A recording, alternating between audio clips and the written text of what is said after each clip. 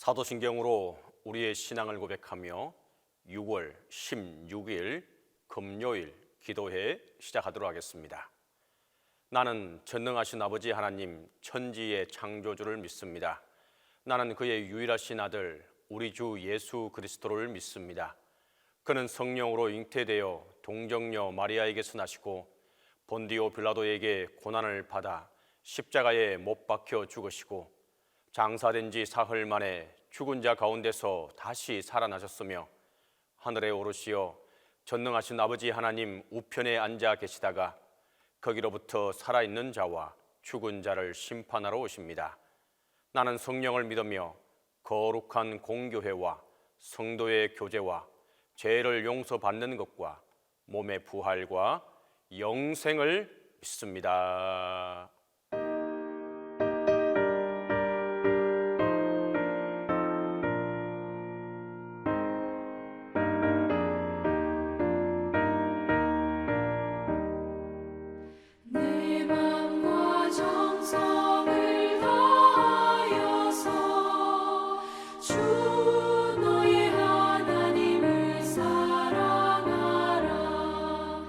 내 몸을 아끼고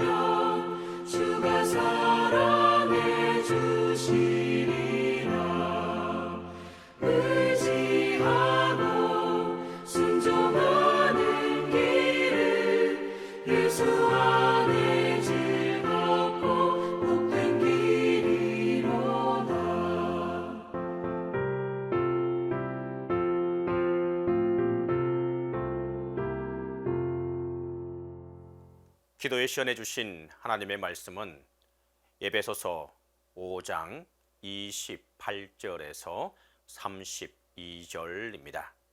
신약성경 에베소서 5장 28절에서 32절입니다. 이와 같이 남편들도 자기 아내 사랑하기를 자기 자신과 같이 할지니 자기 아내를 사랑하는 자는 자기를 사랑하는 것이라. 누구든지 자기나 자기 육체를 미워하지 않고 오직 양육하여 보호하기를 그리스도께서 교회에게 함과 같이 하나니 우리는 그 몸의 지체임이라. 그러므로 사람이 부모를 떠나 그의 아내와 합하여 그 둘이 한 육체가 될지니 이 비밀이 크도다. 나는 그리스도와 교회에 대하여 말하노라. 오늘 본문은 아내와 남편의 관계를 언급하지만 그리스도를 경외함으로 피차 복종하라는 명령과 연속선상에 있는 말씀입니다. 서로 복종하는 첫 번째 예를 바울은 남편과 아내의 관계에서 설명하고 있습니다. 고대 그리스 로마 시대의 가정은 남편과 아내, 자녀들, 종들로 구성되어 있어서 따라서 바울은 가정 준칙에 근거해서 남편과 아내, 자녀들 그리고 종들의 관계를 서술하고 있는 것을 보게 됩니다. 22절에서 24절에는 아내에게 주는 권면으로 구성되어 있고 25절부터 32절은 남편에게 주는 권면, 33절은 남편과 아내의 의무와 책임에 대해서 말해주고 있습니다. 다시 요약하면 아내는 남편에게 복종해야 하며 그 기준을 주님이라고 설명하고 있는 것을 보게 됩니다. 여기서 복종이라는 단어는 협박이나 강요, 힘 등에 굴복하는 것이 아니며 자발적으로 순종하는 것입니다. 그 이유는 남편이 아내의 머리이기 때문입니다. 교회의 머리가 예수 그리스도이듯 아내의 머리는 남편이라는 것입니다. 여기서 머리라는 것은 지도자, 결정자라는 뜻이 함께 내포되어 있습니다. 여기서 바울은 남존여비, 다시 말해서 남자는 존귀하고 여자는 비천하다는 이야기가 절대 아닙니다. 하나님의 창조 원리와 구속 질서에 의거하여 말하고 있는 것입니다. 물론 항상 남편의 결정이 옳은 것은 아닙니다. 오히려 아내가 더 똑똑할 수도 있습니다. 그리고 사실 오늘날 사회는 여성이 더 지혜롭고 현명한 경우가 많습니다. 사회의 여러 기관에서 여성 지도자가 나오고 있는 것을 보게 됩니다. 그러나 가정에서는 남편이 지도자이며 결정자라고 바울은 설명하고 있습니다. 물론 가족 모두가 함께 기도하고 의논하고 고민해야 합니다. 그럼에도 성경은 남편은 아내의 머리이면서 가정의 머리이기 때문에 관심을 가져야 한다라고 말합니다. 또 책임 있는 존재라는 것을 말해주고 있습니다. 가정은 너무나 소중하고 기본적인 공동체입니다. 가정의 문제는 곧바로 큰 공동체 또 사회의 문제로 확산되기 때문입니다. 그래서 복지국가에서는 가정의 문제를 나라의 문제로 인식하여 여러 가지 정책을 펼치고 있는 것을 보게 됩니다. 가정에서 남편과 아내는 가정의 존폐를 결정하는 핵심 멤버입니다. 자녀들은 부모님의 행동을 배우고 또 따라합니다. 그러므로 남편과 아내의 건전한 관계는 부부의 화목뿐만 아니라 가정 전체의 화목을 만들어가는 필수 상황입니다. 오늘날 가정의 위기에 처해 있는 경우도 종종 보게 됩니다. 가정이라는 사랑의 공동체가 깨어지면 원수처럼 평생 분노와 적개심 속에서 살아가기도 합니다. 건강한 가정, 또 성경적인 가정을 회복하고 싶다면 아내가 먼저 남편을 머리로 인정하며 순종함이 있어야 한다고 성경은 말해주고 있습니다. 25절에서 머리 되는 남편은 또 아내를 사랑하라고 말씀하고 있습니다. 사실 오늘날 이는 지극히 당연한 말이지만 바울이 이 글을 쓸 당시만 해도 아주 이상한 교훈이었습니다. 고대 그리스 로마 시대에는 남편에게 아내를 사랑하는 방법보다는 다스리고 통치하는 방법을 가르치는 시대였습니다. 당시에는 여자인 아내를 지배의 대상으로 보았기 때문입니다. 그러나 성경은 남편이 아내를 사랑하는 기준은 자신을 전부 내어드린 십자가의 사랑이 되어야 한다고 설명을 하고 있습니다. 26절 이하에서 바울은 교회를 향한 예수 그리스도의 구속의 사랑이 정결과 거룩 그리고 영광스러운 교회, 거룩하고 흠이 없는 교회를 만드는 것임을 설명하고 있습니다. 즉 아내를 향한 남편의 사랑은 거룩과 정결, 흠 없음과 영광을 위한 것이어야 한다고 가르치고 있는 것입니다. 바울은 교회를 향한 그리스도의 사랑이 어떠했는지를 설명을 하고 있는데 자신을 온전히 희생하신 예수 그리스도의 사랑, 또 부활 후에도 성령을 보내주셔서 끊임없이 정결과 거룩으로 인도하고 마침내 영광스러운 교회로 세우시는 열정과 열심이 바로 예수님이 교회를 향해 베풀어 주신 사랑이다라고 설명하고 있습니다. 그러므로 남편들은 교회를 향한 이 그리스도의 사랑이 어떠한 것인지를 반드시 배우고 깨달아야 한다는 것입니다. 내가 정한 방식, 내가 지금까지 경험해 온 사랑이 아니라 그리스도께서 교회를 향하여 주신 사랑과 경험을 배우고 그런 사랑으로 아내를 사랑하라고 권면하는 것입니다. 나는 원래 묵뚝뚝한데 말을 꼭 해야 하느냐? 나는 원래 성격이 그렇고 그런데 또 낯스러운 소리를 어떻게 하느냐며 사랑의 표현을 거부하는 남자들이 있습니다. 그러나 지금까지 살아온 패턴을 깨뜨리지 못한다면 변하는 것은 아무것도 없습니다. 부부관계를 이 땅에 주신 이유는 바로 이 제도를 통하여 그리스도와 교회의 관계를 배우게 하시려고 하는 뜻이 있습니다. 바울은 이것을 비밀이라고 표현합니다. 하나님께서 계시를 통해 알게 하신 내용이라는 것입니다. 아내이든 남편이든 우리 모두는 성도로서 남편 대신 예수님을 섬기는 사람들입니다.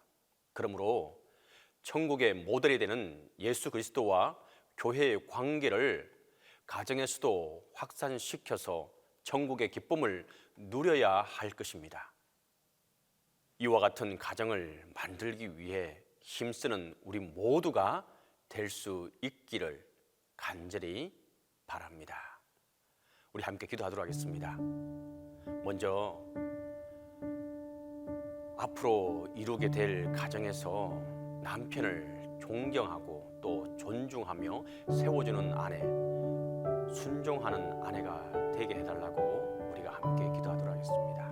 두 번째로 남편이 아내를 사랑하기를 그리스도께서 교회를 사랑하시고 그 교회를 위하여 자기 자신을 주심같이 하는 남편이기를 또 기도하도록 하겠습니다. 세 번째는 동신교회와 또 담임 목사님을 위해서 우리가 함께 기도하도록 하겠습니다. 이 세 가지 기도 제목을 가지고 함께 기도하겠습니다. 사랑과 은혜가 많으시고 좋으신 아버지 하나님, 은혜와 사랑을 감사하고 감사합니다. 주님의 크신 은혜와 사랑 가운데 우리가 가정이라고 하는 울타리를 만들고 하나님의 허락하시는 가운데, 하나님의 복 주시는 가운데 지금까지 이어가고 있는 것을 보게 됩니다. 주님, 이 귀한 가정 공동체를 허락하시고 또한 꾸려가게 하신 것 감사하고 감사합니다. 하지만 남편으로 또한 부인으로 세움을 받은 우리가 하나님 하나님 그 직분을 잘 감당치 못할 때가 많음을 고백합니다. 부인된 자로 남편을 섬기지 못하고 온전히 순종치 못하고 온전히 그를 대우해주지 못할 때가 많음을 주님께 고백합니다. 주님, 온전히 주님께서 말씀하신 대로 섬기고 또한 칭찬하고 또한 하나님 안에서 온전한 순종이 있도록 하나님의 은혜와 사랑이 함께하게 도와 주시옵소서.